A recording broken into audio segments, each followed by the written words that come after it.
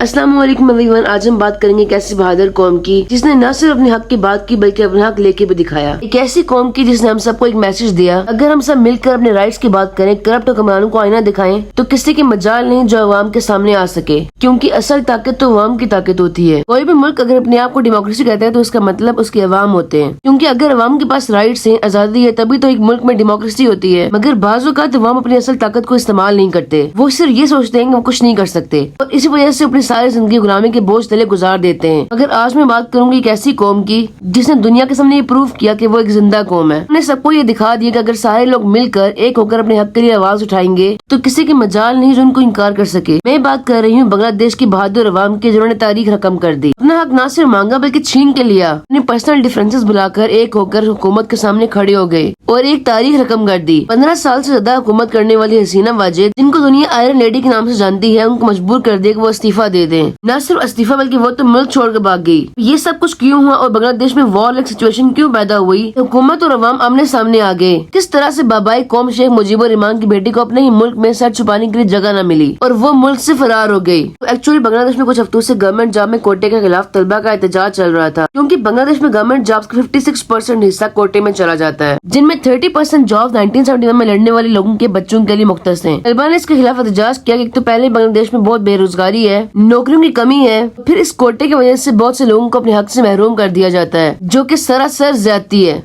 तलबा के प्रोटेस्ट की वजह से कोटे सिस्टम को खत्म भी कर दिया गया, मगर बाद में इसको फिर बहाल कर दिया गया। पहले जो कोटा 30% था उसको 5% कर दिया गया, मतलब कि ये कोटा सिस्टम खत्म नहीं होगा, चाहे तलबा कितनी ही मेहनत क्यों ना करें। अगर जॉब्स फ्रीडम फाइटर्स के बच्चे ही डिजर्व करते हैं। ये चीज शो करती है हसीना वाजिद का डबल स्टैंडर्ड, मतलब कि जिस चीज के खिलाफ उनके वालिद ने मेहनत की, बंगाली अवाम ने कुर्बानियां दी, उन्होंने उसी सिस्टम को मुल्क में नाफिज कर दिया। 1971 के पार्टीशन से पहले शेख मुजीबुर रहमान और ईस्ट पाकिस्तान के लोग कहते थे कि उन्हें वो रिप्रेजेंटेशन नहीं दी जाती जो बाकियों को दी जाती है, and for some reason that was right. अगर अब वही सब कुछ उनकी अपनी बेटी कर रही है, इस इक्वालिटी की बात शेख मुजीबुर रहमान ने की थी, उनकी अपनी बेटियों के नजरिए के खिलाफ बात कर रही हैं। तलबा तो सिर्फ ये डिमांड कर रहे हैं कि मैरिट सिस्टम होना चाहिए, क्योंकि बांग्लादेश की इकोनॉमी पहले से ही बहुत खराब है और ऑलमोस्ट 5 लाख से ज्यादा पोस्ट खाली हैं। इस सिचुएशन को बेहतर करने के लिए सबको मिलकर काम करना होगा, सबको एक होना होगा। मगर ये सब बातें हसीना वाजिद को कौन समझाता, जिनके सर पर ताकत का भूत सवार था, जिनको ये लग रहा था कि पूरे बांग्लादेश में उनसे ज्यादा समझदार शख्स और कोई भी नहीं है, किसी की इतनी मजाल नहीं जो उनके खिलाफ खड़ा हो सके। अपने आप को डिक्टेटर साबित करने के लिए उन्होंने वो सब कुछ किया जो उनको नहीं करना चाहिए था।